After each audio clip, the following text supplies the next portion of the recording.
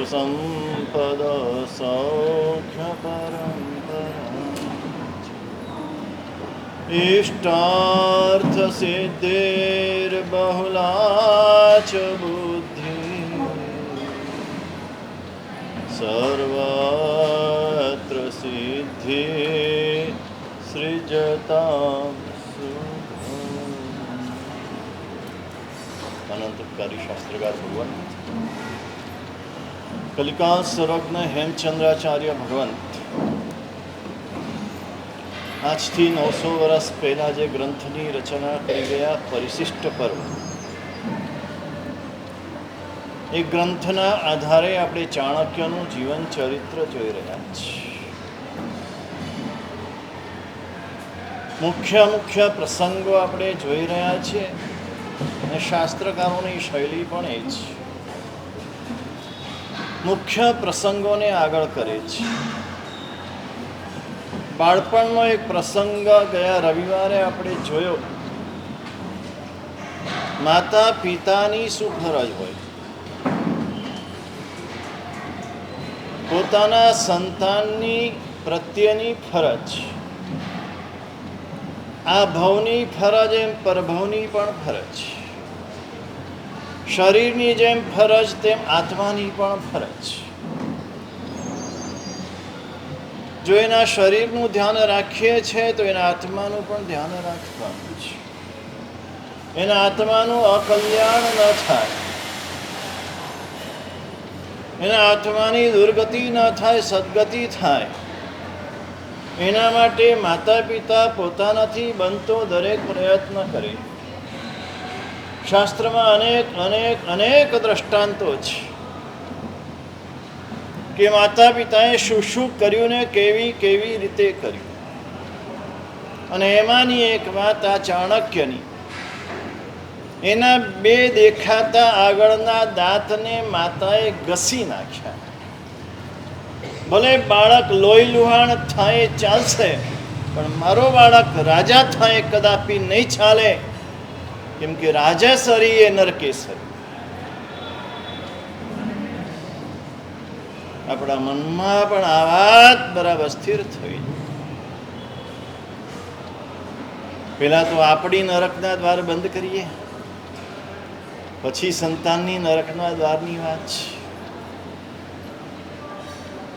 આપણે નરકના દ્વાર બંધ કર્યા કે નહીં, એના માટે નરક ગતિના કારણો શું શું છે એ જાણવું પડે. નરકમાં કોણ જાય, સ્વર્ગમાં કોણ જાય ખબર છે, પણ નરકમાં કોણ જાય? શાસ્ત્રકારોએ સ્પષ્ટ લખ્યું છે દરેક બાબત. મહાઆરંભ, મહાપરિગ્રહ, પંચેન્દ્રિય જીવની હિંસા અને રૌદ્ર પરિણામ, આ 4 કારણો નરક ગતિના કીધા. પંચેન્દ્રિય જીવની હિંસા આપણાથી ક્યારે પણ મનથી, વચનથી કે કાયાથી, વિચારમાં પણ પંચેન્દ્રિય જીવની હિંસા ન થાય એની કાળજી રાખવાની. મહત્વનું પછીનું છે આજના શ્રાવકો માટે. મહાઆરંભ અને મહાપરિગ્રહમાં રક્ત આજનો માણસ, શ્રાવક નહીં. શ્રાવક મહાઆરંભ ન કરે, મહાપરિગ્રહ પણ ન રાખે. પરિગ્રહ આવે તો 7 ક્ષેત્રમાં વાપરી કાઢે. ભેગો કરવાની ઈચ્છા ન કરે. પુણ્યથી મળવાનું છે, પુણ્યથી મળે તો 7 ક્ષેત્રમાં દ્રવ્યનો વ્યય કરે. અને પરિગ્રહ ભેગો કરવાને માટે મહાઆરંભ, મોટી મોટી ફેક્ટરીઓ, મોટા મોટા કારખાનાઓ, યા પૃથ્વીકાય, અપકાય, તેવકાય, વાયુકાય, વનસ્પતિકાય, એકેન્દ્રિય, બેન્દ્રિય, તેન્દ્રિય, ચૌરેન્દ્રિય જીવોની ભરપૂર હિંસા થાય. જ્યાં અગ્નિકર્મ કરવું પડે, આવા કોઈ પણ કાર્ય શ્રાવક ન કરે. અને ચોથું છે રૌદ્ર ધ્યાન, રૌદ્ર પરિણામ. ગમે તેવું થાય પોતે સહન કરી લે, પોતે દુઃખ વેઠી લે,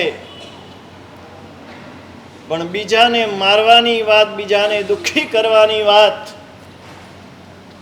પેલું કહેવતમાં કહેવાય છે એવું, નાક કટ્ટા તો કટ્ટા પણ તને અપશુકન કરીશ. આ રૌદ્ર ધ્યાન છે.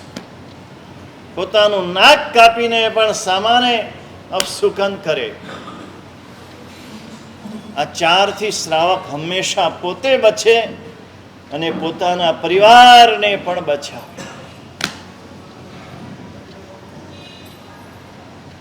ચાણક્યની માતા આપણા માટે એક આદર્શ છે.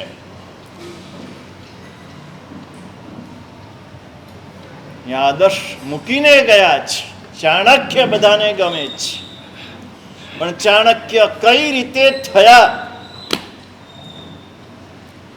એમાં એના માતા પિતાનો કેવો ભોગ છે. સંતાનને દોષ દેવો સહેલો છે.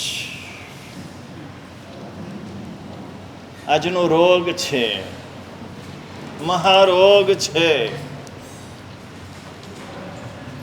શું રોગ છે? યુવાનોનો વાંક કાઢવો.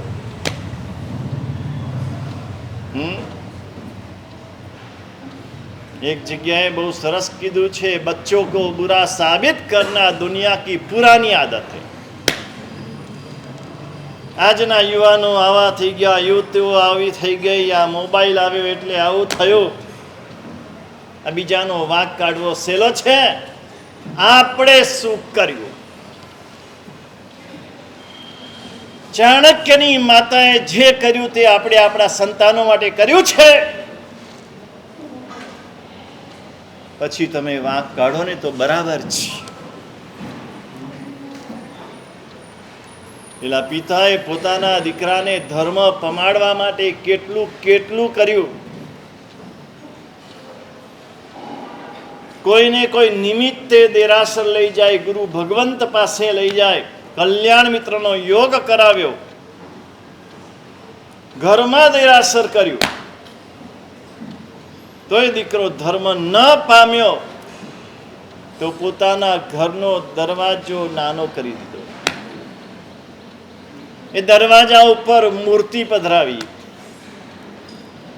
જે દરવાજામાંથી બહાર જાય, બહારથી અંદર જાય, બેવ બાજુ એને પ્રભુના દર્શન થાય, અનિચ્છાએ પણ થાય, પ્રભુની આકૃતિના દર્શન થાય. આવું કંઈક કર્યું છે આપણે? ઘરમાં એક નાનકડું મંદિર રાખ્યું છે. મંદિરમાં સરસ મજાના પરમાત્મા, દરેકને જોતા ગમી જાય તેવા પ્રકારના પરમાત્મા રાખ્યા છે. ઘરની ઉપર ગણપતિની મૂર્તિ નહીં, પરમાત્માની મૂર્તિ રાખી છે. જો આ કંઈ નથી કર્યું, બાળકોની પાઠશાળા મોકલ્યા છે, સ્કૂલમાં મોકલીએ છીએ, કોલેજમાં મોકલીએ છીએ, ભણવા માટે દેશ પરદેશ મોકલીએ છીએ, આંગણામાં રહેલી પાઠશાળામાં મોકલતા નથી. અને પછી બાળકનો વાંક કાઢે તો વાંક બાળકનો નથી, વાંક આપણો જ. આ બધું કરો. આ ખાલી ઉપર મૂર્તિ રાખી હતી ને એનો લાભ શું થયો?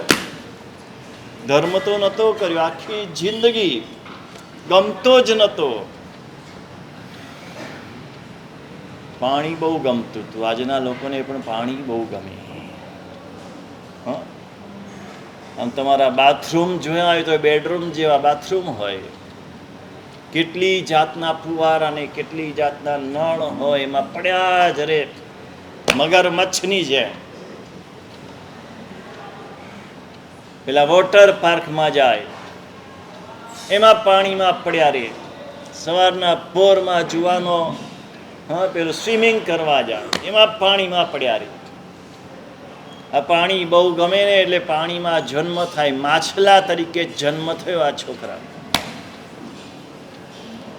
પણ સ્વયંભૂ રમણ સમુદ્રમાં થયો ને સ્વયંભૂ રમણ સમુદ્ર એવો છે જ્યાં બધા જ આકારના માછલા હોય. ફક્ત બે જ આકારના માછલા ન હોય. એક વાંસ જેવો સીધો ન હોય, તમારા બધા જેવો સીધો. આ જેટલા જીનવાણી સાંભળે એ બધા સીધા કહેવાય. અને બીજો બંગડી જેવો ગોળ નો હોય, આ બાજુ બેઠા ને એ બધા જેવો, બધા ગોળ બંગડી જેવા. અને એમાં એની નજરે એક દિવસ પરમાત્માના આકારનું માછલું પડ્યું. એ માછલાને જોઈને જાતિ સ્મરણ જ્ઞાન થયું. પૂર્વ ભવ દેખાયો, પિતાએ પોતાના માટે કરેલી મહેનત દેખાય, ઘરના બારણામાં કોતરેલી મૂર્તિ દેખાય. આ તો એ જ છે. માછલાના ભવમાં નિયમ લીધો. આ આકારના માછલાના દર્શન કર્યા વિના પાણી મોઢામાં લેવાનું નહીં. કેટલાને નિયમ, કેટલાને નિયમ.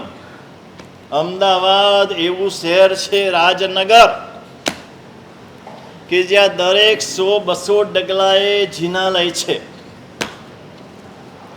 કોઈને દૂર જવું ન પડે. કેટલાને નિયમ કે સવારે પરમાત્માના જિનાલયમાં દર્શન કર્યા વિના મોઢામાં પાણી લેવાનું નહીં. આંગળી ઊંચી કરો તો 1, 2, 3, 4, 5, 6. આ બાજુ હશે ઘણા. 1, 2, 3, 4, 5, 6, 7, 8. બસ. કેટલા ઓછા. પર્સન્ટેજ કાઢી ન શકાય એટલા ઓછા. હોવો જ જોઈએ. આ નિયમ તો હોવો જ જોઈએ. તમારા જીવનના મંગળ માટે જરૂરી છે. અમંગળ દૂર થાય એના માટે જરૂરી છે. જીવનમાં આવનારા વિઘ્નો દૂર થાય એના માટે જરૂરી છે. આદિ વ્યાધિ ઉપાધિ શાંત થાય એના માટે જરૂરી છે. આ તો ઈચ્છો છો ને કે આપણા જીવનમાં આદિ વ્યાધિ ઉપાધિ ના આવે.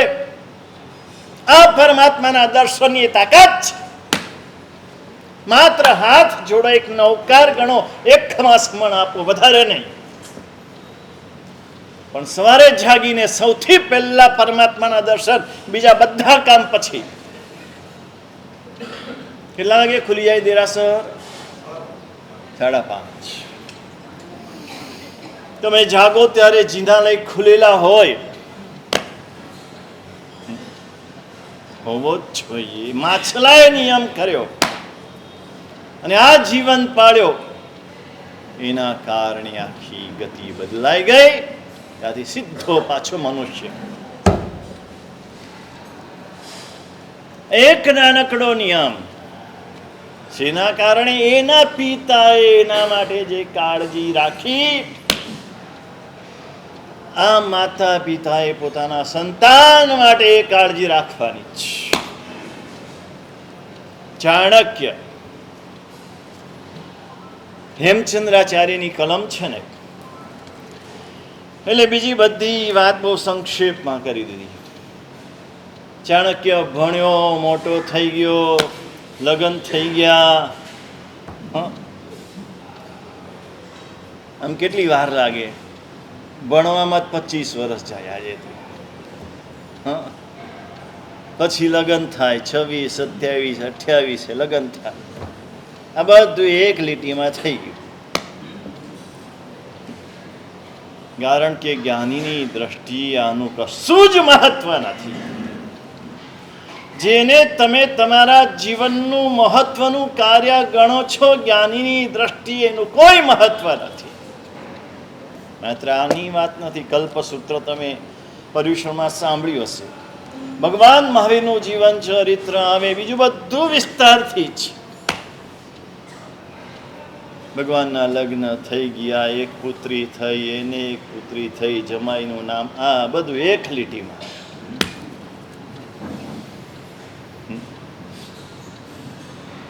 લગ્ન થઈ ગયા કુલીન કન્યાની સાથે, ખાનદાન કન્યાની સાથે. અહીંયા ચાણક્ય માટે એક શબ્દ વાપર્યો છે કે શ્રાવક હોવાના કારણે સદા સંતોષ ધનવાળો.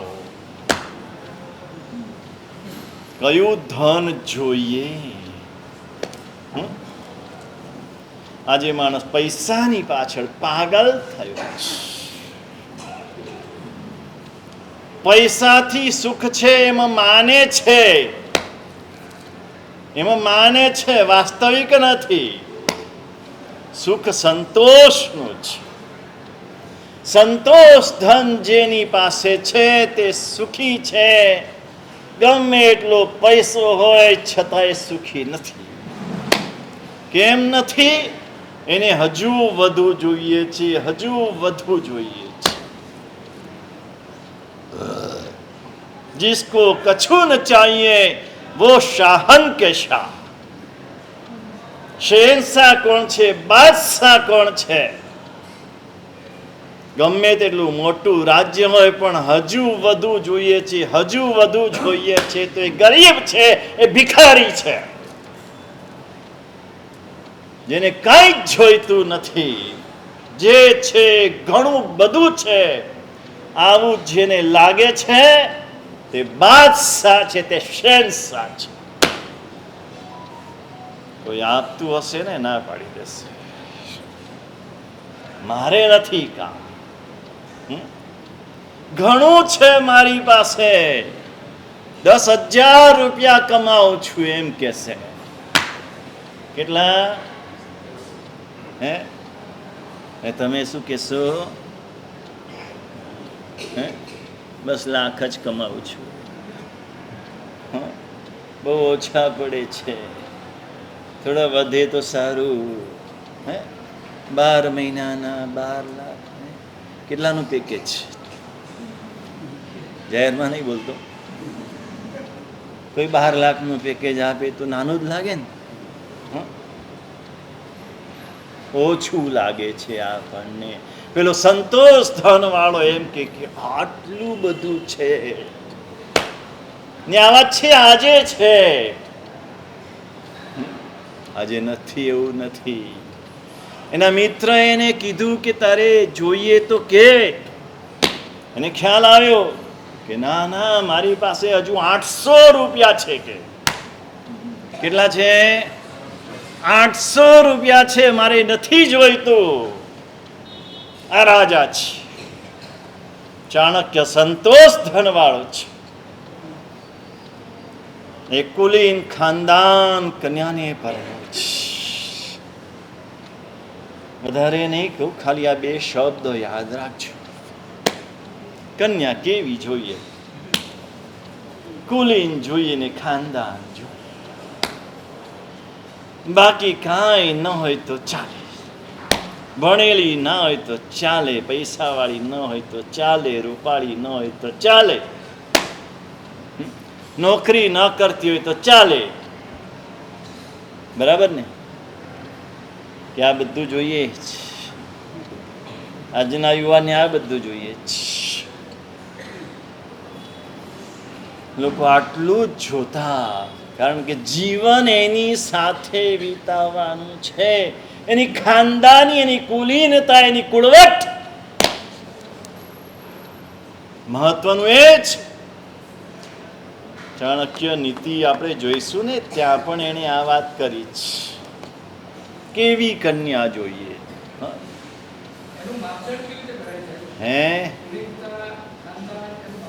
હા, જો આવડે તો આમ ચપ્પી વગાડતા જાણીશું. માત્ર એની ચાલ ચલગત, એની એ બોલે ને, ખાલી શબ્દ બોલે ને તોય ખબર પડી જાય. મારવાડીમાં એક વાક્ય છે, થારી મારી બોલીમાં અતરો ફરક. થારી મારી બોલીમાં અતરો ફરક. મેં બોલું વરુ ને થે બોલો જરખ. હવે જરખ બોલે ને એટલે સમજી જવું કે આ કયું કુળ છે, અને વરુ બોલે ને સારો શબ્દ સારો છે. એ બોલે ને ફૂલડા ઝરે, મીઠા શબ્દો હોય. અને આપણે ત્યાંની એક પરંપરા હતી 7 પેઢી જોવાની, ખાનદાની એનાથી ખબર પડી. પિતાની 7 પેઢી અને માતાની 4 પેઢી જોતા મોસાળ, અને એના ઉપરથી નક્કી કરતા કુલીનતા છે કે નહીં. કુલીન કન્યાને પરડે. એક સમયની વાત છે, એના પિયરમાં એના ભાઈને ત્યાં કઈ વિવાહનો પ્રસંગ હતો. ચાણક્યની પત્ની એના પિયર ગઈ.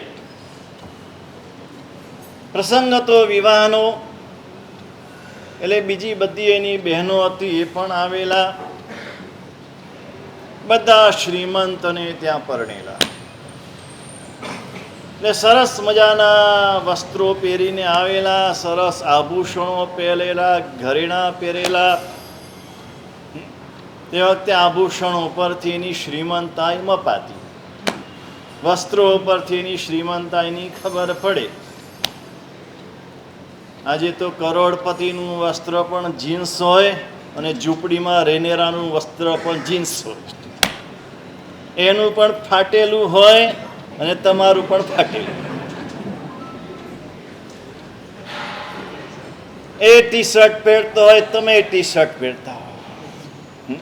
ટી શર્ટ વાળા જેટલા જ બધા. શું ફેર? આજે ખબર શેનાથી પડે? શ્રીમંતાઈની ગાડીથી. કઈ ગાડી છે? મોટી ગાડી લઈને આવે ને તો તમે ફસાઈ જાઓ. એ ભલે ભાડે લઈને આવ્યો હોય, પણ તમે જુઓ મોટી ગાડી લઈને આવ્યો છે, મોટો વેપારી લાગે છે, કરો વેપાર કરો, અને પછી ફસાઈ જાઓ. આ બાહ્ય આકર્ષણમાં ફસાયા, તમે બધા ફસાયા. આજે તમે તકલીફ વેઠો. ખાનગીમાં કહું છું,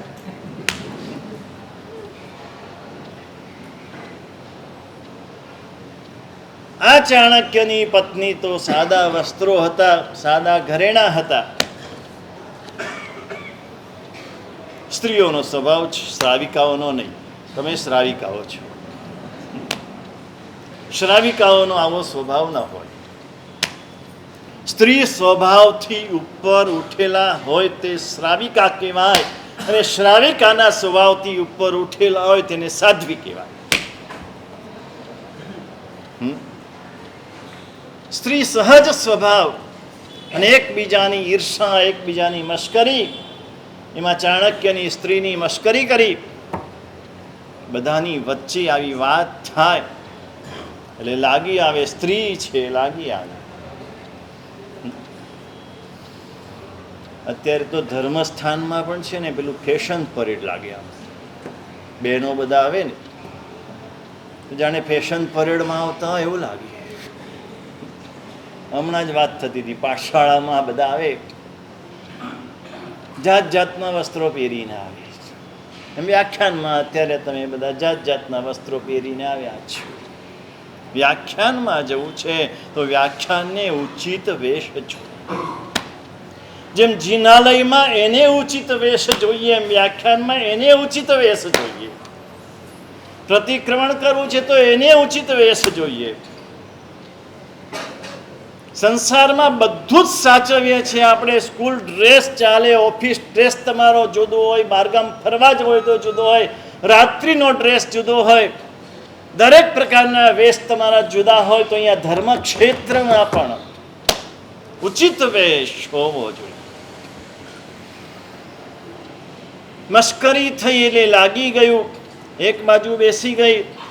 પિયરનું છે એટલે રીસાવાય તો નહીં. સાસરા હોય તો રીસાઈને બેસી જાય. આ તો પિયરનું છે, પોતાનું છે. ગમે એટલી ઉંમર થાય તો પિયર એ પિયર. ઘણા અમારી પાસે મોટી ઉંમરના પણ બહેનો આવે ને, સાહેબ આ મારો ભાઈ છે, આમ બોલતા બોલતા તો મોઢું ભરાઈ જાય.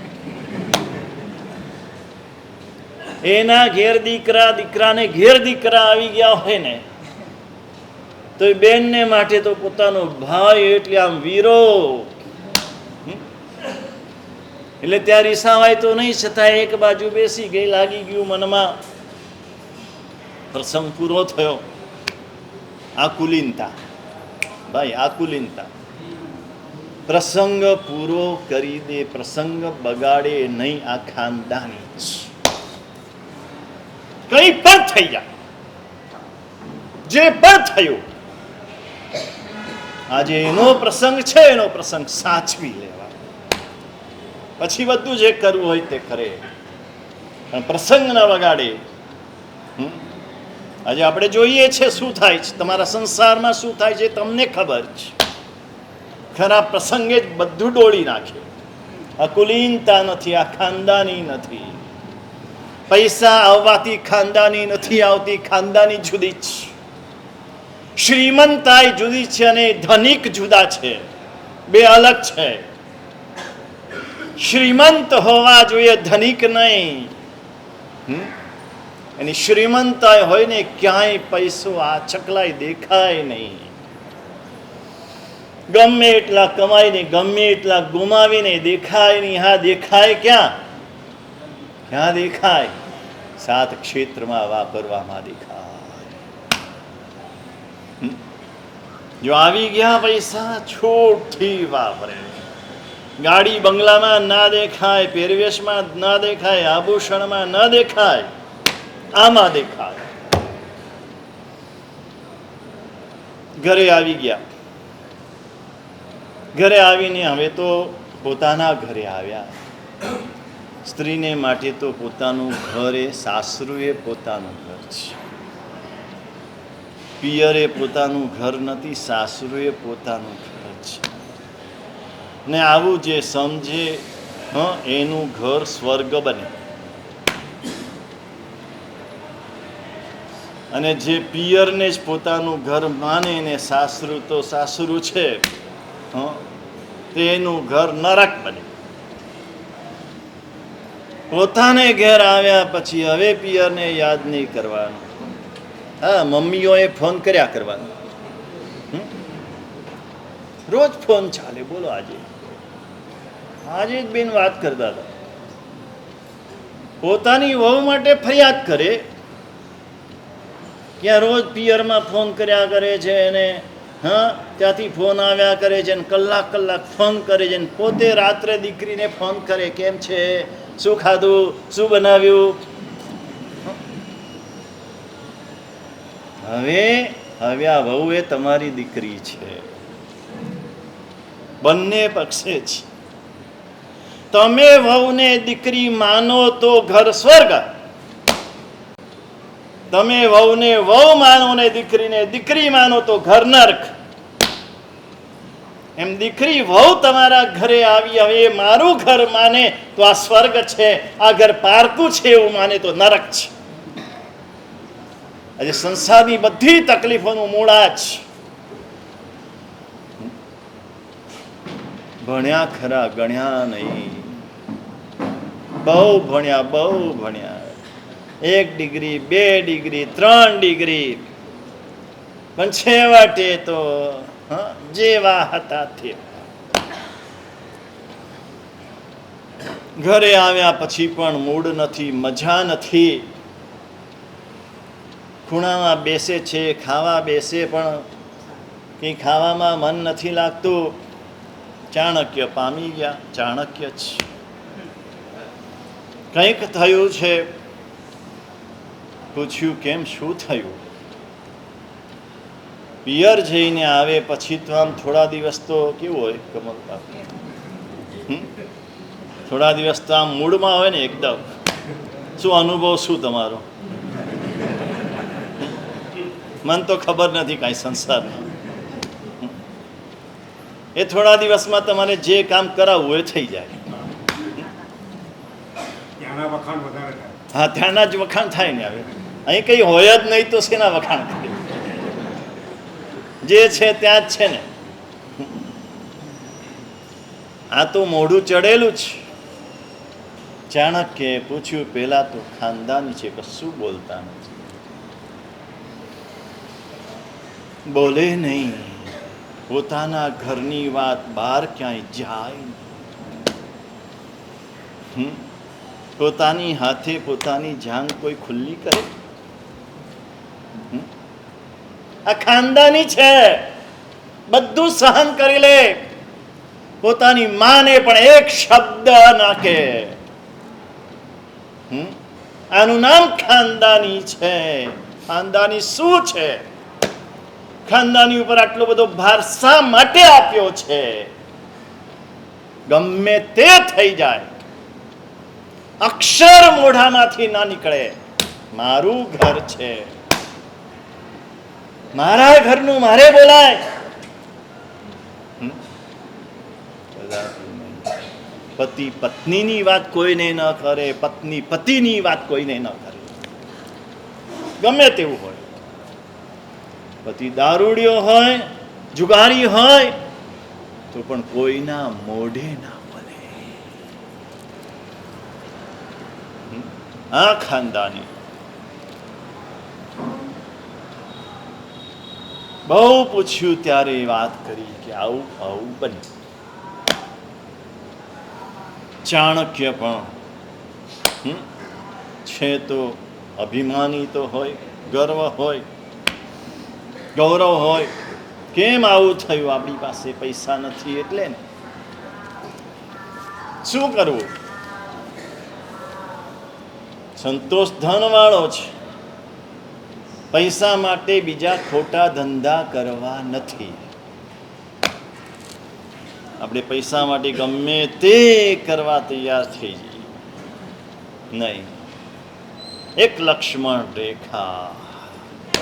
દરેકના જીવનમાં એક લક્ષ્મણ રેખા હોવી જોઈએ. ક્યારે પણ એ લક્ષ્મણ રેખાને ઓળંગવાની નહીં. અમુક એથિક્સ નક્કી હોવા જોઈએ જીવનમાં, તો જીવને જીવન કહેવાય. નહીં તો પશુના જીવનમાં ને આપણા જીવનમાં તફાવત શું? જો આપણા જીવનના કોઈ સિદ્ધાંતો નથી, પશુના જીવનના કોઈ સિદ્ધાંતો નથી, તો બંનેના જીવન સરખા જ.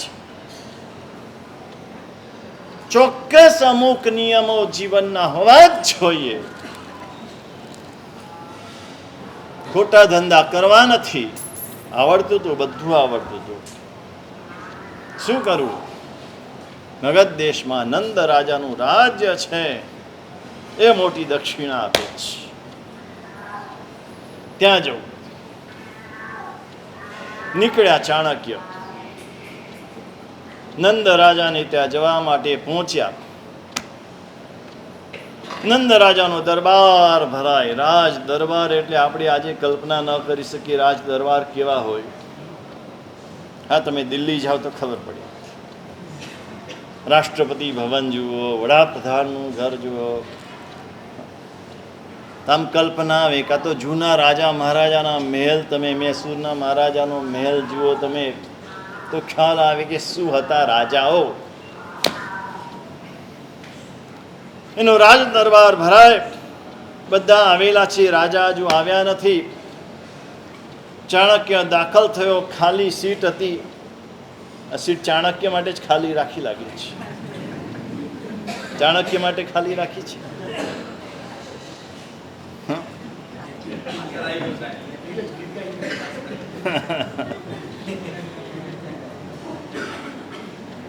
ખાલી ખુરશી હતી, એના ઉપર બેસી ગયો.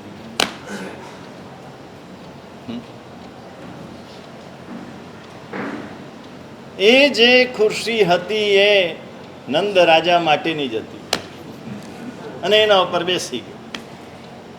એટલે દાસી હતી, પહેરેગીર હતા, એણે કીધું કે તમે આની ઉપર નહીં, જરા અહીંયા આવી જાઓ. એણે જે બતાવ્યું ત્યાં પોતાનો દંડ મૂકી દીધો. બીજી ખુરશી બતાવી ત્યાં કમંડલ મૂકી દીધું અને પોતે મસ્ત બેસી ગયો. પેલી દાસીને ગુસ્સો આવ્યો. તમે જાણો છો ચા કરતા કેટલી કરા. એ તો આજે કોઈને કહેવાની જરૂર નથી, બધાને અનુભવ છે ને. મને તો છે, મને તો તમારા બધાનો અનુભવ છે કે ચા કરતા કેટલી ગરમ. દાસીએ એને ગુસ્સો કરીને લાત મારીને ખુરશી ઉથલાવી ચાણક્ય ઊભો થઈ ગયો. ઊભા થયા પછી હવે ચાણક્ય શું કરે છે? કેવો એક અભિગ્રહ લે છે, નિયમ લે છે. એ નિયમ લઈને આગળ પછી ચાણક્યના જીવનમાં શું થાય છે? આવતા રવિવારે ફરીથી આ જ સમયે 3:30 વાગે ચાણક્યના જીવન માટે આપણે મળીશું. ચાણક્ય નીતિની વાત આપણે આગળ ચલાવીએ.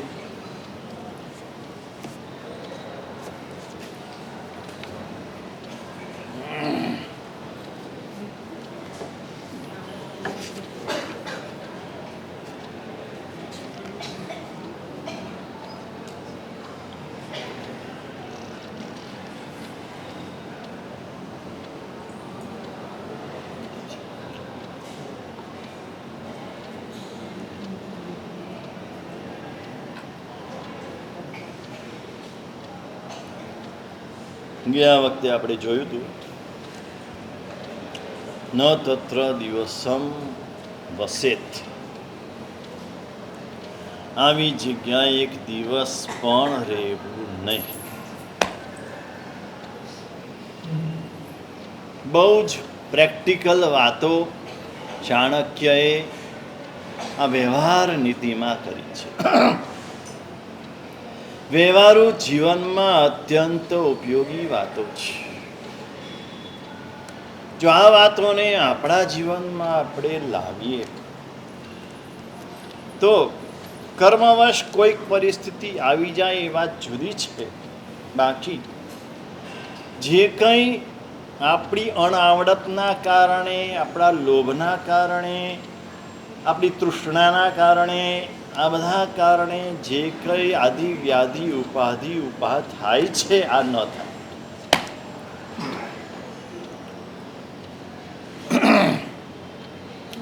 એ જ વાતની આગળ વધારતા કે છે, ક્યાં રહેવું, ક્યાં નહીં રહેવું એ કીધા પછી ક્યાં રહેવું.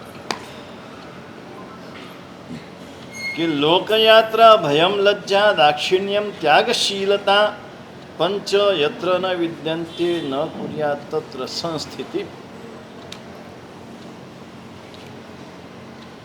જ્યાં એવા પ્રકારના મહાપુરુષો રહેતા હોય, વિદ્વાનો રહેતા હોય કે જેના દ્વારા આપણને જ્ઞાનની પ્રાપ્તિ થાય, સાચો રસ્તો મળે, જીવનમાં બહુ જરૂરી આ ચીજ છે. એવા કલ્યાણ મિત્રો હોવા જોઈએ જે આપણને ખોટા રસ્તે જતા અટકાવે અને સાચો રસ્તો બતાવે. જેને આવો કલ્યાણ મિત્ર મળ્યો હોય એ આ કાળમાં સૌથી પુણ્યશાળી કહેવાય. આ કાળના 2 પુણ્ય મોટા છે. એક અનુકૂળ પરિવાર મળે, પોતાના આચારને વિચારને અનુકૂળ પરિવાર મળે, એના જેવું પુણ્ય બીજું કોઈ નથી. જેને પ્રતિકૂળ પરિવાર મળ્યો છે તેને અનુભવ છે કે એની કેટલી તકલીફો પડે છે, ડગલે ને પગલે, દિવસે દિવસે કેટલો ક્લેશ થાય. બીજું બધું હોવા છતાં, અને કુદરત છે એ દરેકનો કોઈને કોઈ ખૂણો ખાલી રાખે છે. બધા ખૂણા ભરતો નથી, અને એક ખૂણો ખાલી રાખે એટલે એ ભરવાને માટે માણસ આખી જિંદગી વેડફી નાખે છે. અનુકૂળ પરિવાર મળવો અને બીજા નંબરે કલ્યાણ મિત્ર મળવો, આ વિશિષ્ટ પુણ્ય હોય તો જ મળે. પછી ભય, જ્યાં લોકોને કોઈ જાતનો પાપ કરતા, ખોટું કરતા ડર ન લાગતો હોય, ભય ન હોય, ત્યાં નહીં રહેવું. ભય હોવો જ જોઈએ. વડીલોનો ભય હોય, પરિવારનો ભય હોય, આડોશી પાડોશીનો ભય હોય. એટલા માટે તો હરિભદ્ર સુરી મહારાજે કીધું કે જ્યાં સમાન ધર્મી વસતા હોય ત્યાં વસવું. કારણ આ જ કે ભય લાગે, બાજુવાળાને ખબર પડી જશે તો શું થશે. આજે આ ભય નીકળી ગયો છે, સ્વચ્છંદ થઈ ગયા. આજે તમારા દીકરા દીકરીઓ ક્યાં જાય છે, શું કરે છે, કઈ ખબર નથી. ગઈકાલે રાત્રે જ એક જાણીતા ડોક્ટર આવ્યા હતા, એને જે વાત કરી ધ્રુજી જવા. આજના યુવાનો અને યુવતીઓ કયા રસ્તે છે, અમે તો આવી કલ્પના પણ ન કરી શકીએ. એવી વાતો જ્યારે સાંભળીએ અને આપણા કુટુંબોમાં જો આવું હોય તો શું થશે? બચાવો, તમારા કુટુંબોને બચાવો. થોડા કુટુંબ પણ બચશે તો ધર્મ બચશે.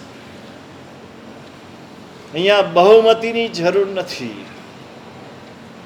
કેટલાય મહત્વનું નથી. કેવા છે જૈનો, કેવા છે જૈનોનું જૈનત્વ કેવું છે. થોડા કુટુંબો પણ બરાબર જૈન ધર્મને બરાબર પાળી રહ્યા છે તો પાંચમારાના છેડા સુધી જૈન ધર્મ જે રહેવાનો છે ને, એ આવા સાધુ, આવા સાધ્વી, આવા શ્રાવક અને આવા શ્રાવિકા દ્વારા રહેવાનું છે. કરોડોથી નથી રહેવાનું. જે રહેશે શુદ્ધ, જેટલી શુદ્ધિ હશે એટલો જૈન ધર્મ રહેશે. અંદરની અને બહારની બે પ્રકારની શુદ્ધિ જોઈશે. શુદ્ધિ વિના ધર્મ શક્ય નથી. આપણે આજે વૃદ્ધિની પાછળ દોડ્યા છીએ. ધનની પણ જેમ વૃદ્ધિ જોઈએ છે, એમ ધર્મની પણ આપણને વૃદ્ધિ જોઈએ છે. કેટલી તપશ્ચર્યા થઈ, કેટલા રૂપિયા થયા, કેટલા માણસો હતા, કેટલી પ્રભાવના થઈ. કેમ? એનાથી ધર્મ મપાય છે. શુદ્ધિ કેટલી છે? શુદ્ધિ હોવી જોઈએ. જે ધર્મ કરીએ એ ધર્મ શુદ્ધ થવો જોઈએ. શુદ્ધ ધર્મથી જે પ્રાપ્તિ થાય એ વધુ ધર્મ કરવાથી ન થાય. અને શુદ્ધિ માટે આ જરૂરી છે. ક્યાં વસવું? જ્યાં ભય હોય, ખોટું કરતા ભય હોય. અમારે ત્યાં પણ ઉપદેશમાલા ગ્રંથમાં ધર્મદાસ ગણી મહારાજે કીધું, શિષ્યને ગુરુ ઉપર શું હોવું જોઈએ, કેવો ભાવ હોવો જોઈએ, તો જ એનો ગુરુકુલવાસ કહેવાય. નહીતર ગુરુકુલવાસનો કોઈ અર્થ નથી. ગુરુકુલવાસમાં રહેવું છે પણ આમાંનો કોઈ ભાવ જો ગુરુ ઉપર નથી. બહુ સ્પષ્ટ વાત કરી છે. જસ્સ ગુરુમી ન ભક્તિ ન બહુમાણો ન ગૌરવમ ન ભયમ નવી લજ્જા નવી નેહો ગુરુકુલવાસેણ કિમ તસ્સ. ગુરુની સાથે રહેવાથી કામ નથી થતું. ગુરુની બાહ્ય ભક્તિ કરવાથી કામ નથી થતું. શ્રાવકો પણ કરે છે ભક્તિ, હા, પણ ભક્તિ કરવાથી શું થાય? તમને બહુમાન કેટલું છે, ભક્તિ કેટલી છે, ગૌરવ કેટલું છે. ગૌરવ હોવું જોઈએ. મારા ગુરુ જસ ગુરુમી ન ભક્તિ ન બહુમાણો, બહુમાન હોવું જોઈએ. ન ગૌરવમ, ગૌરવ નથી. ન ભયમ, એને જો ભય નથી ગુરુનો કે ગુરુ જાણશે તો શું થશે, પપ્પાને ખબર પડશે તો શું થશે, મમ્મીને ખબર પડશે તો શું કહેશે. આવો જો તમારા સંતાનોને ભય નથી, નવી લજ્જા નવીને હો, લજ્જા નથી અને સ્નેહ નથી. ગુરુ પર સ્નેહ હોવો જોઈએ, પ્રેમ હોવો જોઈએ. જે શિષ્યને ગુરુ ઉપરની વાત છે એ જ સંતાનને માતા પિતા ઉપરની વાત છે. સંતાનને પણ માતા પિતા ઉપર આ બધા ગુણો હોવા જોઈએ, તો જ પિતાને પુત્ર, માતાને પુત્ર, આ સંબંધ સંસારનો ઉત્તમ સંબંધ. પણ એ સંબંધ પણ આ ગુણો હોય તો જ એ સંબંધ ખીલે છે, એ સંબંધ ગાઢ બને. ભય ન હોય શું કરશે? લજ્જા હોવી જોઈએ, શરમ હોવી જોઈએ. શેની શરમ? ખોટું કરતા શરમ હોવી. ખોટું કરવામાં શરમ ન હોય, આપણે શબ્દ બોલે ને બેશરમ છે, અને કોઈ જાતની શરમ, કોઈ જાતની લજ્જા નડતી નથી. એમાં પણ સ્ત્રી તો છે ને લજ્જાથી શોભે છે, શરમથી શોભે છે. સરસ મજાની વાત નીતિકારોએ કરી છે.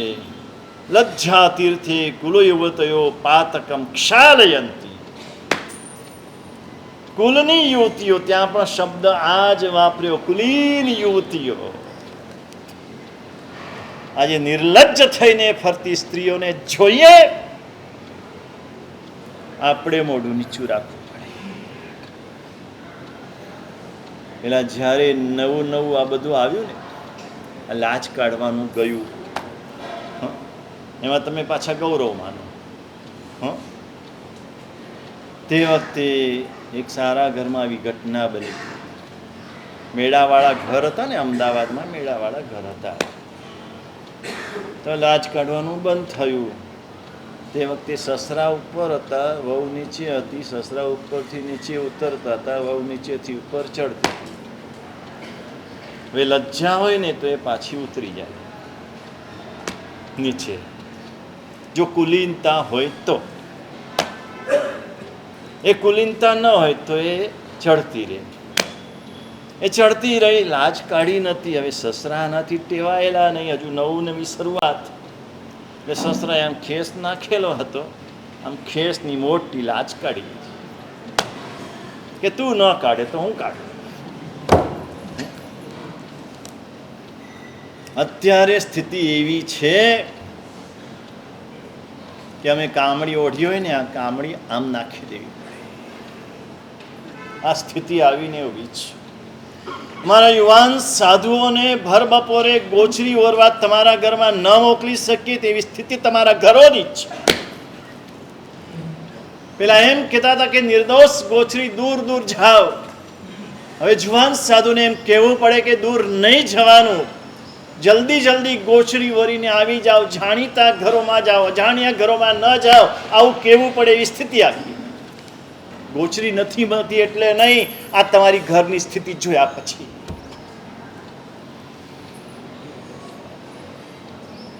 થવું જોઈએ. આપણા ઘરે સાધુ સાધ્વી પધારે છે, આપણા ઘરમાં આવવું જ જોઈએ, આપણા ઘરમાં ન જ જોઈએ. આ તમારા ભાવ રહેવા જોઈએ. નવી ભયમ, નવી લજ્જા. લજ્જા ગુમાવીએ ને બધું ગુમાવ્યું.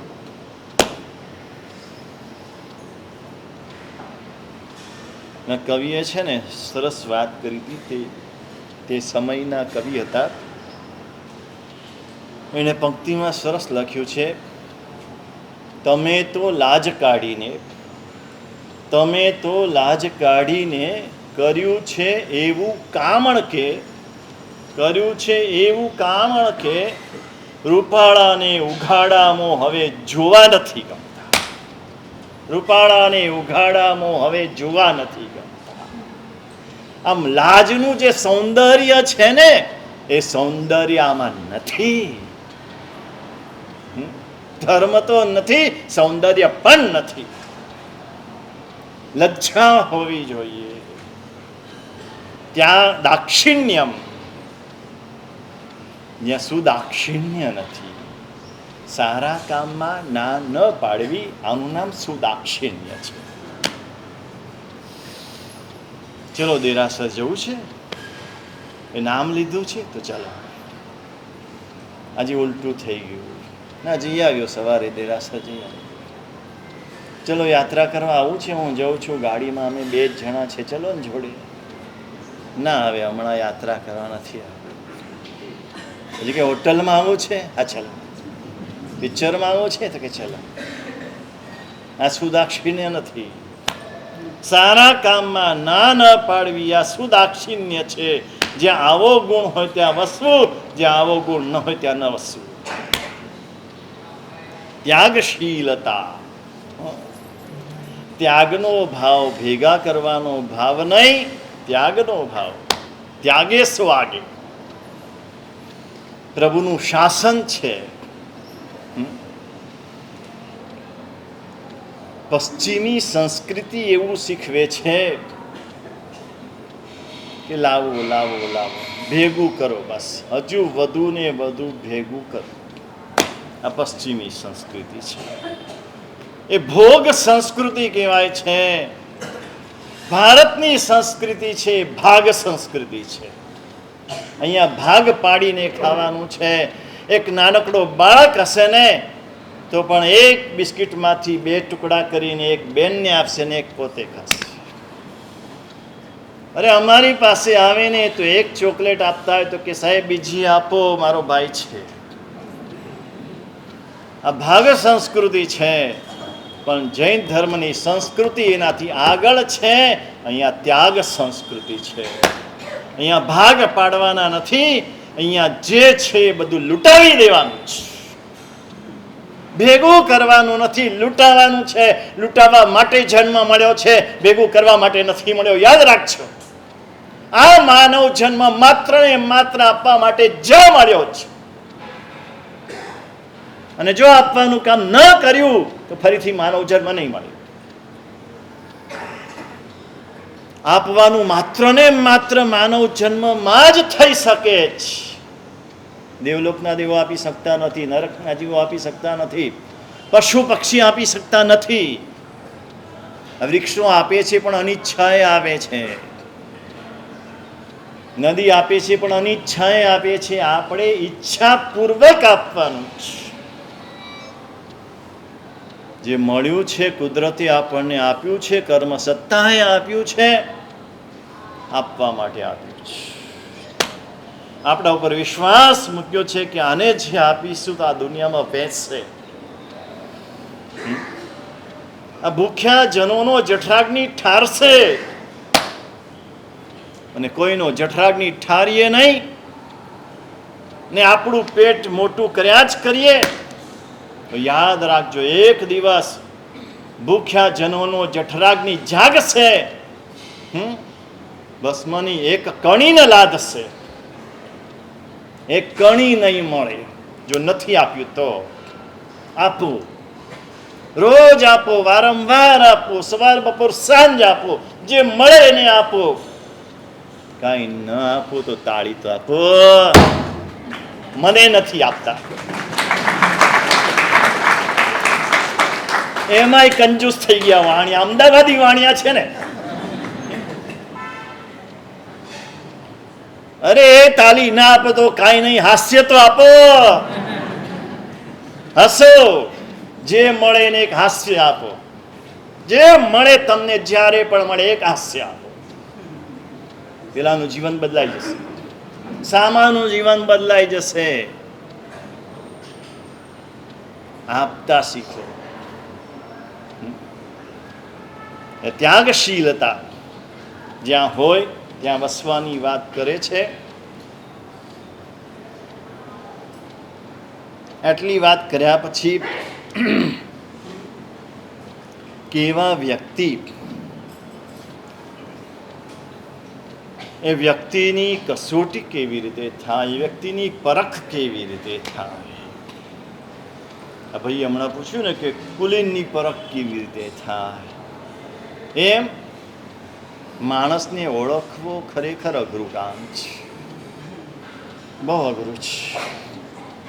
એમાં પણ માયાવી હોય, દંભી હોય, કપટી હોય, એને પરખવો તો સૌથી અઘરું. એને એમ કહી દીધું કે બ્રહ્માપ્યંતમ ન ગચ્છૈ. માયાવીનું હૃદય બ્રહ્મા પણ જાણી ન શકે. તો આપણી તો શું વિચાર કે માયા એવી ચીજ છે, દંભ એવી ચીજ છે, અંદર જુદું છે, બહાર જુદું છે. બહાર બતાડવાના દાંત હાથીના જુદા છે, અંદર ચાવવાના દાંત જુદા છે. આજના મોટા ભાગના માણસો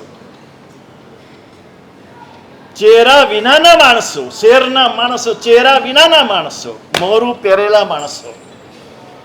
અહીંયા આવો, એક મોરું પહેરી લો, ઘરે જાઓ બીજું મોરું પહેરો, ઓફિસે જુદું મોરું પહેરો, બાર રસ્તા ઉપર જુદું મોરું પહેરો, હોટલમાં જુદું મોરું હોય, પરદેશ ફરવા જાઓ તો જુદું મોરું હોય, તીર્થયાત્રા જાઓ તો જુદું મોરું હોય. ક્યાંક વાઘ બની જાય, ક્યાંક સિંહ બની જાય, ક્યાંક શિયાળ બની જાય, ક્યાંક સસલું બની જાય. પણ માણસ ક્યારે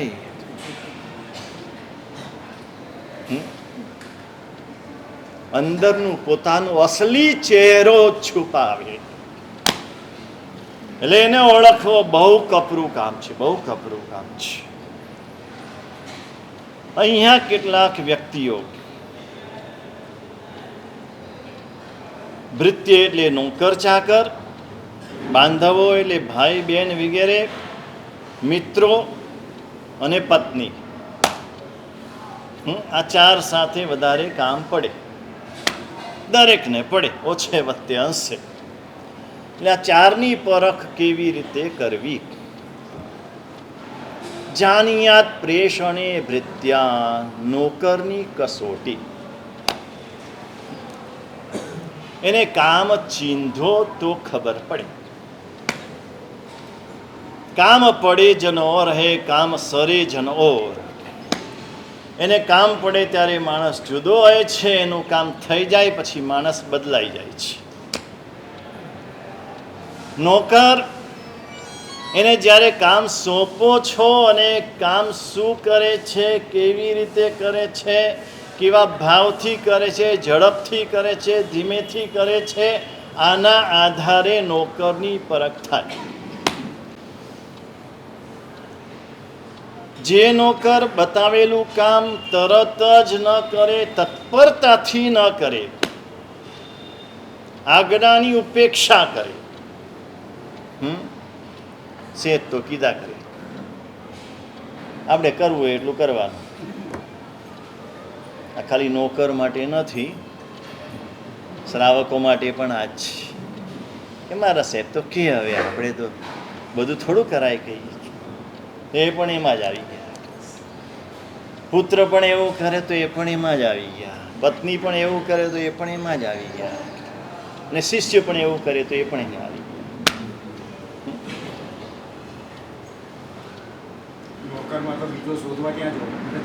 હા, શોધવા ક્યાં જવું? બરાબર છે, ચલાવી જ લેવું પડે છે, વાંકા રહીને ચલાવો છે. તમારું ન ચલાવે, નોકરનું બધું ચલાવે. તમે મોડા આવો તો ચાલે, એ મોડો આવે તો ન ચાલે. એ તમે રજા પાડો તો ચાલે, એ રજા પાડે તો ના ચાલે, કેમ કે એના વિના બધું અટકી જાય. જે નોકર કામ ચીંધ્યા પછી તરત કરે, તત્પરતાથી કરે, આ ઉત્સાહથી પડે. કલ્પસૂત્ર જો તમે બરાબર એકાગ્રતાથી સાંભળતા હશો, તેમાં ઠેકાણે ઠેકાણે આ વાત છે.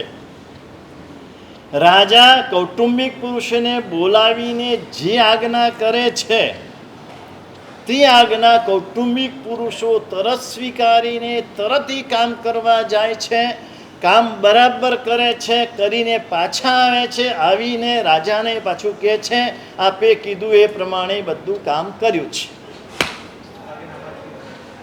આ કામ કરવાની રીત છે, અને એવો નોકર હોય સારો કહેવાય. જે નોકર વારંવાર કહેવું પડે, જેને વારંવાર કેવું પડે ને, તમને વારંવાર કેવું પડે છે. ધીરે ધીરે કામ કરે, હા, એવા નોકર રખાય નહીં. એકવાર કહેવાથી કામ થઈ જવું. એની અત્યંત બહુમાન હોય તો જ એકવાર કહેવાથી કામ થાય. જેટલું બહુમાન ઓછું એટલું કામમાં ગડબડ. મૂળ કારણ જ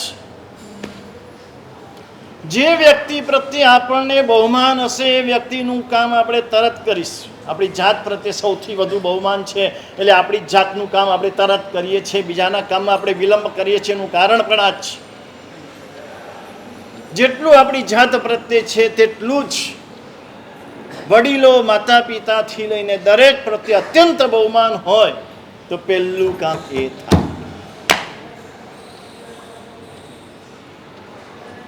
જે નોકરને એક કામ ચિંદોને વારંવાર ધક્કા ખાવા પડે, ઘણા આવા તો મોટા ભાગના હોય, એને કીધું હોય કે આ કર એટલે જઈને આવે ને એ કામમાં ભલે વાર ન હોય એટલે ફરી વાર એને કેવું પડે, ફરી વાર મોકલવો પડે, પાછું ત્રીજી વાર મોકલવો પડે. હજુ પેલા નોકરની વાત આવે છે ને, આવું વારંવાર કર્યું એટલે શેઠે એકવાર એને શીખવાડ્યું કે જો ભાઈ એક સાથે બધા કામ કરીને આવું. એટલે એકવાર શેઠના પિતાજી બીમાર પડ્યા એટલે કીધું જા ડૉક્ટરને બોલાવી આવ. ડૉક્ટરને બોલાવવા ગયો તો વાર બહુ લાગી. એ ડૉક્ટરને લઈ આવ્યો, પાછળ લાકડા લઈ આવ્યો, પેલું શું કહેવાય લઈ જાઓ ને તમે, હા એ લઈ આવ્યો બધું.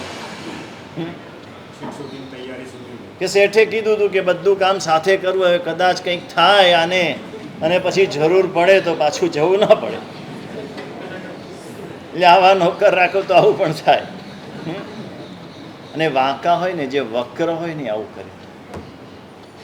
સમજવા છતાં, એ સમજે છતાં યોગ્ય રીતે ન કરે અને આવું કરે એ વક્ર કહેવાય.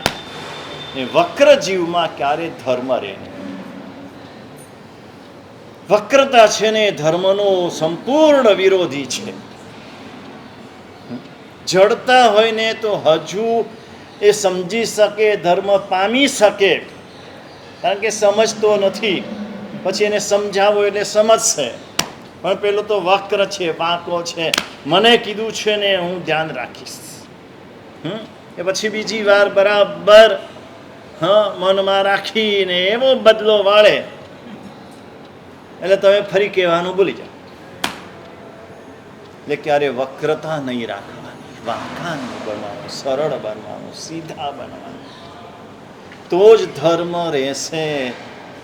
સરલો વિરલો જનહા, સરળ આત્મા આ જગતમાં વિરલ છે ને વિરલમાં આપણો નંબર લાગવો જોઈએ. જો નોકર પડ્યો બોલ ઉપાડે, તરત જ કામ કરે, એક વારમાં જ બધું સમજી જાય, કદી સામું ન બોલે. નોકર સામે બોલે ને એવા નોકરને પણ ન રાખે. પુત્રએ સામે ન બોલાય માતા પિતાની, પત્નીએ સામે ન બોલાય પતિની, સાસુ સસરાની, નોકરે સામે ન બોલાય શેઠની, નાના ભાઈએ મોટા ભાઈની સામે ન બોલાય, નાના ભાઈએ મોટા બેનની સામે ન બોલાય. આ બધી કુલીનતા છે.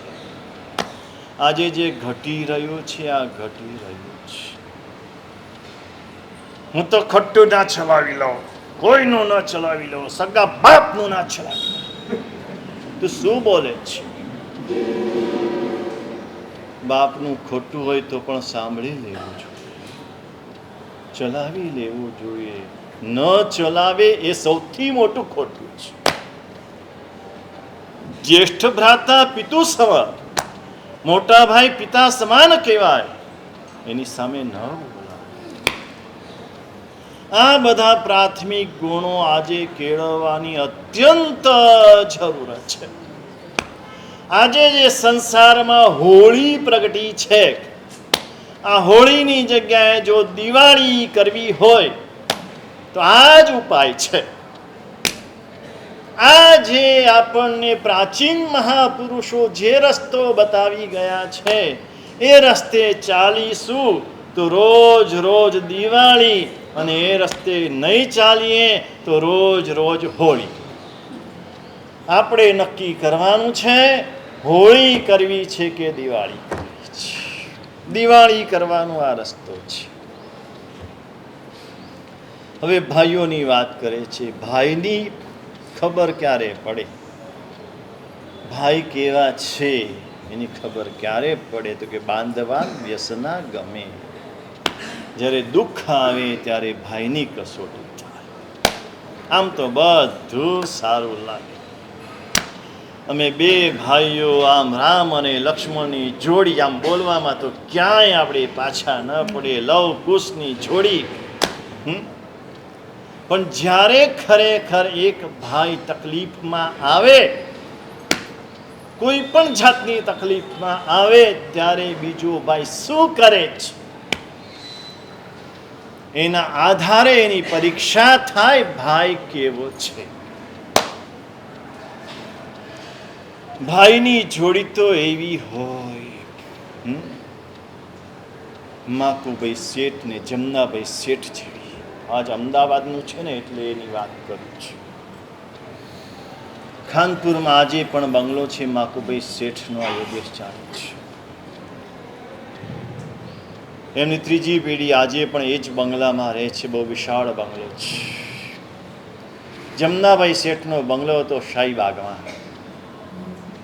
બંને જણ એક સાથે બંગલા બંધાવ્યા, બહુ વિશાળ જગ્યા ઉપર, બહુ મોટા, આ જેવું છે ને આટલો મોટા બંગલા બનાવેલા, મોટા મોટા ઓરડા, નીચે એટલા ઓરડા, ઉપર એટલા ઓરડા, એની ઉપર હવામહેલ જેવું. બંને પોતપોતાની પસંદગીના સરસ મજાના બંગલા બંધાવ્યા. જમનાભાઈએ ખાનપુરનો બંગલો બંધાવ્યો, માકુભાઈએ શાહીબાગનો બંગલો બંધાવ્યો. બંને જગ્યાએ વાસ્તુ નક્કી થઈ ગયું. માકુભાઈ શેઠની રાખ રખાવત બહુ. શાસન સમ્રાટ નિમિષેશ્વરજી મહારાજ સાહેબના પરમ ભક્ત. પરમ ભક્ત એટલે આજે આપણે એવા ભક્તની કલ્પના પણ ન કરી શકીએ કે કોઈ ગુરુના આવા ભક્ત હોઈ શકે ખરા. એવા ભક્ત. બંનેના વાસ્તુ નક્કી થઈ ગયા. એકબીજાનો બંગલો જોવા માટે ત્યારે ગયા. કોઈ નક્કી નહીં કે તારે આટલાનો બંગલો બંધાવવાનો, મારે આટલાનો બંધાવવાનો, ને આવું કાંઈ તે વખતે ગણતરી ન હોય. ભાઈ ભાઈમાં કોઈ ગણતરી ન હોય. ઘી ઢોળાયું તો જુઓ બેનો જાણે છે. એટલે દેરાણી જેઠાણીમાં ઝઘડા થાય જ નહીં આખા દેવકી નંદન. ઘી ઢોળાયું તો ખીચડીમાં. આ સમાજ એટલી બધી પાકી હતી. મહાજણીઓ ભાઈ છે, એક લોહી છે. આ તો નાશવંત છે, પૈસો નાશવંત છે, આ જીવ શાશ્વત છે. પૈસાના ભોગે માણસને સાચવવાનો છે, માણસના ભોગે પૈસાને નથી સાચવવાના. જેને માણસના ભોગે પૈસાને સાચવ્યા ખલાસ થઈ. સંબંધ મહત્વનો છે, સંબંધ સચવાવો જોઈએ. પૈસો તો ભાગ્ય પ્રમાણે મળશે. કોઈ તમારા હાથમાંથી લૂંટીને લઈ જશે, તમારા ભાગ્યમાંથી કોઈ લઈ જવાનું નથી. કોઈની તાકાત નથી, ગમે તે કરીને તાકાત નથી. આ સમજ બરાબર પાકી હતી. બંગલો જોવા માટે ગયા શાહીબાગમાં. માકુભાઈનો બંગલો જોવા માટે બંને ભાઈઓ ગયા. એક એક ઓરડા ફરી ફરીને તમે બતાવો ને, આમ તમે ઉપાશ્રી બનાવો ને બતાવો ને તો સાચું છે. બંગલા શું બતાવ્યા હે ડિમ્પલ? બંગલા બતાવવાના જ છે. સ્વદ્રવ્યથી ઉપાશ્રી બનાવો, આવો સરસ મજાનો સ્વદ્રવ્યથી બનાવો, અને પછી આખા સંઘને બતાવવા લઈ જાઓ તો એમ કહેવાય કે હા છે કંઈક. આજે બનાવનારા છે 108 ઉપાશ્રય બનાવવાનો સંકલ્પ કરેલો છે ને એમાંના ઘણા ઉપાશ્રય થઈ ગયેલા છે. પટવા મારી વાત ખોટી હોય કે છે? હા, કેટલા થઈ ગયા? 108 માંથી ઘણા થઈ ગયા. એક નહીં, 108 ઉપાશ્રય. આપણે એક ના ફાફા જ. એક ઉપાશ્રય બનાવવા હોય તો બધા ટીપ કરી. શેના ટીપ કરવાના? તમારા બંગલા માટે ટીપ કરો છો? તમારા ઘર માટે ટીપ કરો છો? મારો ઉપાશ્રય છે, મારે આરાધના કરવાની છે, મારે બનાવવું છે. આમ પડાપડી થવી જોઈએ, લાઈનમાં ઊભા રહેવા જોઈએ, લાભ લેવા માટે લાઈનમાં ઊભા રહેવા જોઈએ. ત્યારે શ્રાવક ધર્મ સાચો. ટીપમાં લખાવી દો ને એમ કહા આપણે જો આ નામ આપણું જુઓ નામ.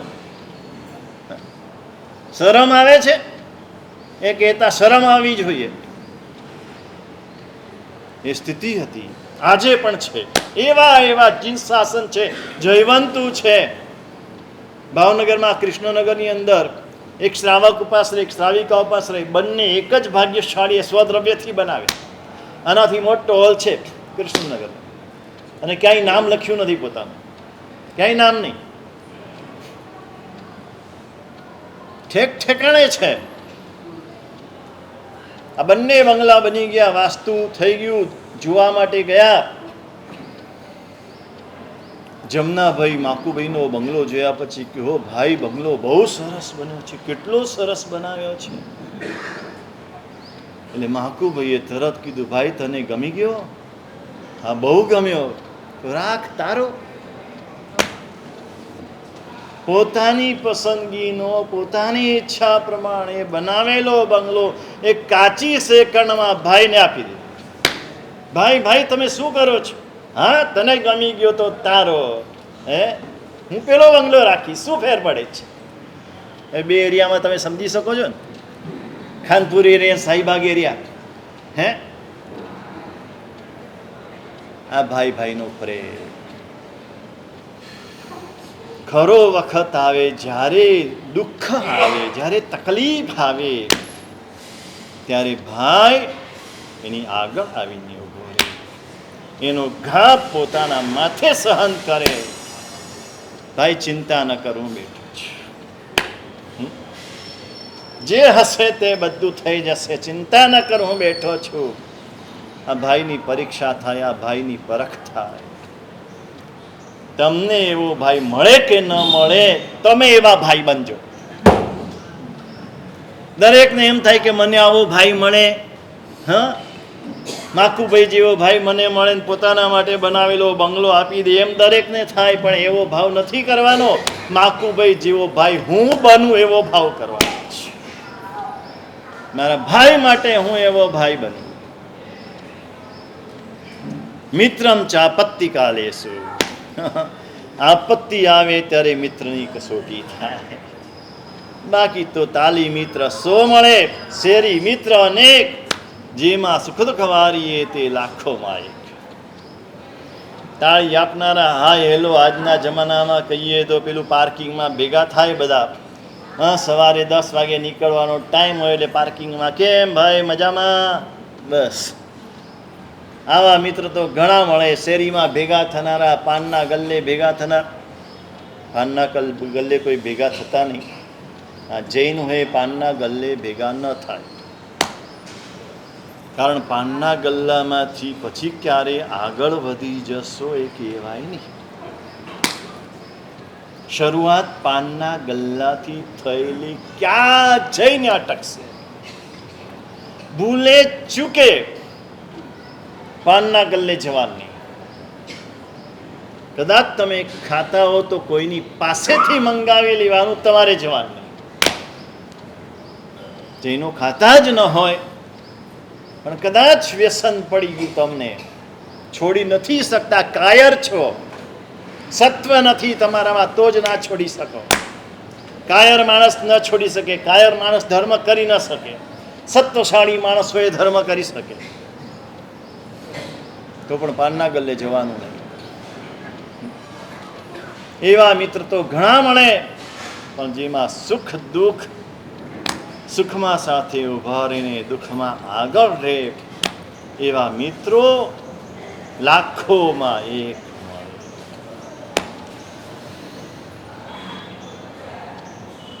મળે. સરસ કીધું છે, ઘરમાં એકાદ ચિત્ર હોય પૂરતું છે અને જીવનમાં એકાદ મિત્ર હોય પૂરતું છે. ઘરમાં એક જ ચિત્ર હોય ને દિવાલ ઉપર તો આમ શોભે છે, એમ જીવનમાં એક જ મિત્ર હોય. જાજા મિત્રો તો કોઈ દિવસ હોતા જ નથી. એક વિચારકે તો ત્યાં સુધી કહી દીધું કે કોઈના ક્યારે મિત્રો હોતા નથી.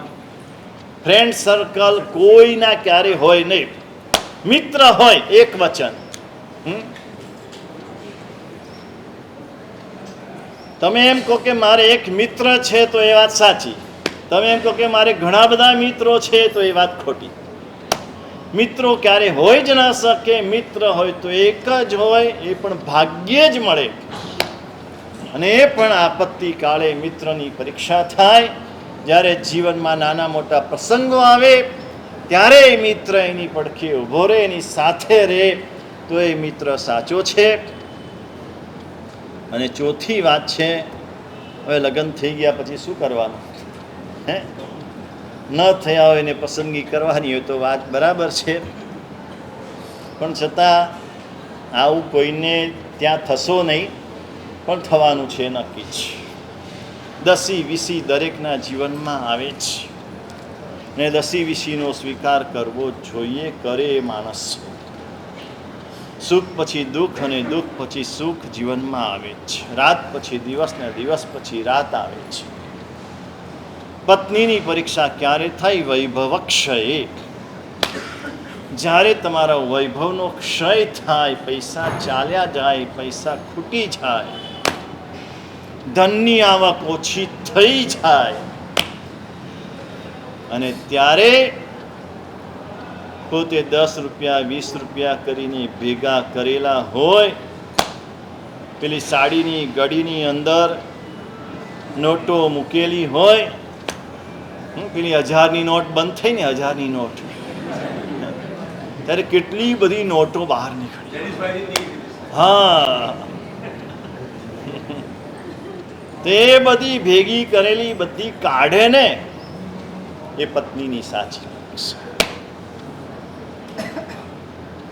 તો એ પત્ની સાચી. બાકી તો આવું થયું એટલે પિયર ભેગી થઈ જાય, આવું થાય એટલે ઘરમાં ઝઘડા કરે, ક્લેશ કરે, એ પત્ની પત્ની નથી.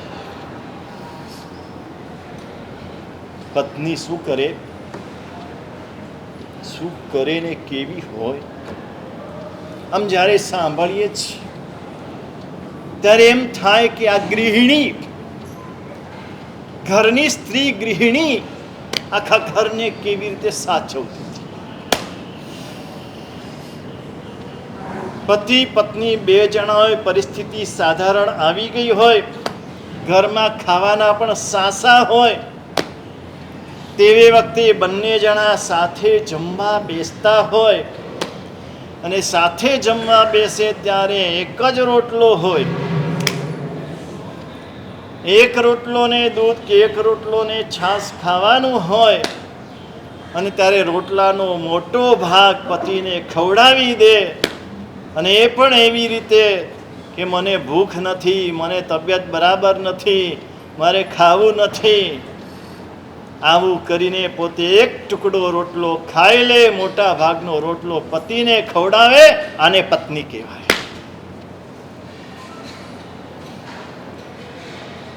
આખર તારીખમાં પગારદાર માણસ હોય, આખર તારીખમાં ઘરમાં પૈસા ખૂટી ગયા હોય, દૂધના પૈસા ભરવાના હોય, શાકભાજીના પૈસા ભરવાના હોય, અને તે વખતે પોતાની ગાંઠે ભેગા કરેલા રૂપિયો 2 રૂપિયા 5 રૂપિયા એ કાઢીને આપી દે, લો આ દૂધવાળાના પૈસા આપી દેજો, આ પત્ની કહેવાય. આ જ્યારે આર્યાવર્તની, આ ભારત દેશની પત્નીઓની વાત સાંભળીએ તો એમ થાય કે ખરેખર સ્વર્ગ તે વખતે હતું. અહો કેવું સુખી જોડું કરતા એ નિર્મ્યું દિશે, કવિ લખે છે. કેવું સુખી જોડું! આ સુખી જોડું કહેવાય. ફરવા માટે આમ પેલી પર્સ લઈને, આમ પેલી ઊંચી એડીના ચપ્પલ પહેરીને ટેપ ટેપ ટેપ ચાલે, એ સુખી જોડું નથી. સુખી જોડું આ છે. કેવા દુઃખના સમયે બંને જણા ભેગા બેસીને વાતો કરતા હોય, પતિના દુઃખને હળવું કરે. તમે ચિંતા ન કરો, આવેલા દિવસો જતા રહેશે, હું બધું સંભાળી લઈશ. જે આવક હોય, જેટલી આવક હોય એમાં સારી રીતે ઘર ચલાવી લે, ને એમાં પણ 10, 20, 25, 50 રૂપિયા બચાવી લે, એ પત્ની કહેવાય. આ પત્નીની પરીક્ષા ત્યારે. સુખમાં તો બધા સાથે રે, મજા આવે, યુરોપ ફરવા જવાનું ને, મજા આવે, ખૂબ મજા આવે. પણ દુઃખમાં જ્યારે પરિસ્થિતિ આવી જાય, ત્યારે ફાટેલો સાંધેલો સાડલો પહેરીની પણ રાજી થતી હોય, એ પત્ની કહેવાય. ફરિયાદ ન કરે કે 2 વર્ષથી તમે એક સાડલો નથી અપાવ્યો, આ ફરિયાદ ના કરે. આ ભારત દેશની આ વાત છે. આ ભારત દેશ એના માટે વખણાયો છે. ઝવેરચંદ મેઘાણીએ ઘણી વાતો લખી છે સૌરાષ્ટ્રની રસધારમાં. મેં એક વાત તો એવી લખી છે, આમ આપણને ઓવારી જવાનું મન થાય કે આવા પણ માણસો હોય. અને હમણાં 50 વર્ષ પહેલા ઠાકોર હતા, ને ઠાકોરના મોટા ઉંમરે બીજા લગ્ન થયા, એ નાની ઉંમરના હતા. અને જ્યારે રોટલા ત્યારે રોટલા જ ઘડતા હતા. રોટલા ઘડ્યા પછી આમ પોતે જે પિયરમાં શીખેલા હોય એના માટે છે, ન શીખ્યા હોય એના હાથે ઘડતા રોટલા, આમ ટાપ ટાપ ટાપ. આવો જાડો રોટલો હોય, પછી એમાં ભાત પાડે, ઢોકળી પાડે, ડિઝાઇન પાડે રોટલામાં. પતિ માટે શું કરતા હતા? પતિ માટે બધું જ કરે. પતિ એ ભગવાન છે, પતિ પરમેશ્વર. આ ભારત દેશની વિશેષતા છે. અને જે પતિને પરમેશ્વર માને ને એને જ પરમેશ્વરમાં પરમેશ્વર દેખા. જે પતિને પરમેશ્વર ન માને, ન પૂજે અને ભગવાનની પૂજા કર્યા કરે ને, એની પૂજા પણ ખોટી જ. સંસારમાં બેઠા છે, ગૃહસ્થ છો. ગૃહસ્થનો પહેલો ધર્મ જ પતિ પરમેશ્વર. જેવો છે તેવો મારો પતિ છે, મારો સ્વામી છે, મારો નાથ છે. નાની ઉંમરના હતા એટલે આવી ડિઝાઇન પાડી રોટલો બનાવ્યો, સરસ મજાનો, આમ કડક રોટલો. એટલે ઠાકોર મોટી ઉંમરના હતા, દાંત પડી ગયેલા હતા. એટલે આવો રોટલો ચવાય નહીં, તકલીફ પડી, અને ચાવવામાં તકલીફ પડી.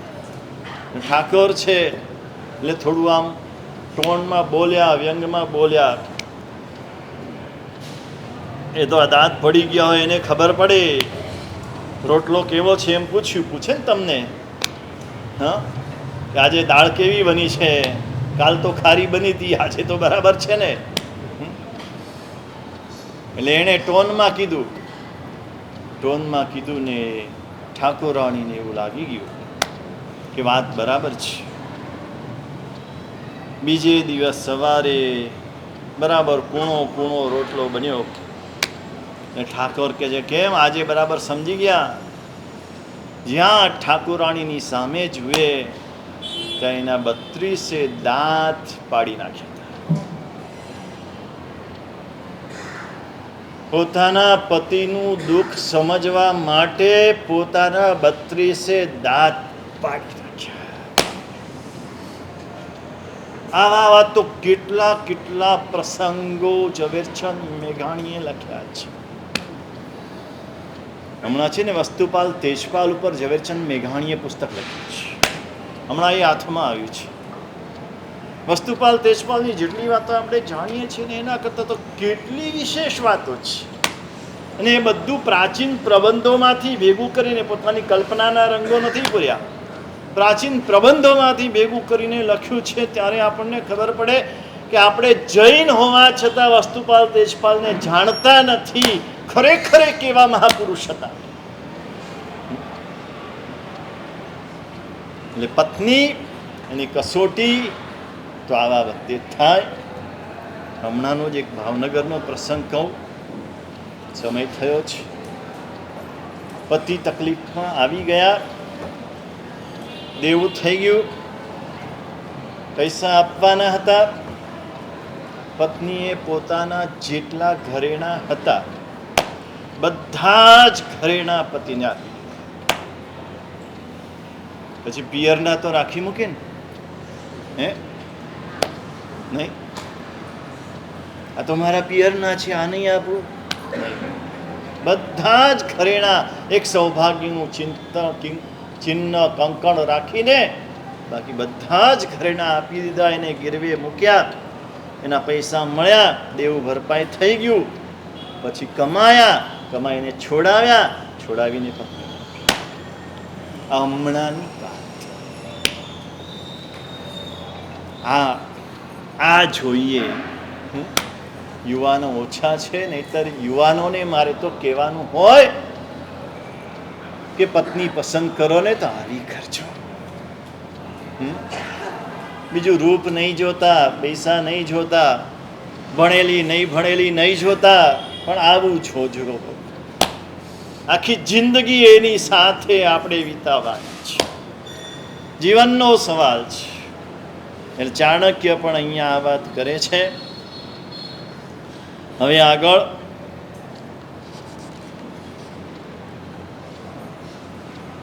વિશેષ પ્રકારે ભાઈઓ માટે વિશેષ વાતો ચાણક્ય કરે છે કે ભાઈઓ કોને કહેવાય. આતુરે વ્યસને પ્રાપ્તે દુર્ભિક્ષે શત્રુ સંકટે રાજદ્વારે સ્મશાને ચ યસ્તિષ્ઠતિ સ બાંધવ. ભાઈઓ કેવા હોય ને કયા કયા પ્રસંગે કેવી રીતે વર્તે. ચાણક્યની વાતો એટલી બધી મજાની છે, એમ થાય કે ખરેખર જો અત્યારે આજનો માણસ આ ચાણક્યની વ્યવહાર નીતિ વાંચીને એ પ્રમાણે જીવન જીવે તો આજે પણ સ્વર્ગ ઊભો થઈ જાય. આજે તમારા બધાની વેદના સાંભળીને પણ અત્યંત દુઃખ થાય છે. ધનની વેદના કે રોગની વેદના એ કર્મવશ છે, પણ આપણે ઊભી કરેલી જે છે આ પરિવારની વેદના, એ બધી આપણે ઊભી કરેલી છે, કોઈ કર્મથી નથી. આપણે ઊભી કરેલી આપણે સમાવી શકીએ એમ છે. આપણે સ્વર્ગ બનાવી શકીએ છીએ. આપણા ઘરને સ્વર્ગ બનાવવું કે નરક બનાવવું એ અમારા શ્રાવિકા બહેનોના હાથમાં છે. અમારી માતાઓ, અમારી બહેનો જો ધારે તો ઘરને સ્વર્ગ બનાવી શકે, અને જો ધારે તો ઘરને નર્ક બનાવી શકે. તે જો આ વાંચશે, આ સાંભળશે અને આ જીવનમાં જો અમલ કરશે, એનું ઘર સ્વર્ગ બનશે, તો એનો લાભ એને પણ મળશે, એ પણ સ્વર્ગના સુખનો અનુભવ કરશે. અહીંયા એવા મજાની વાતો અવસરે આપણે જોઈશું.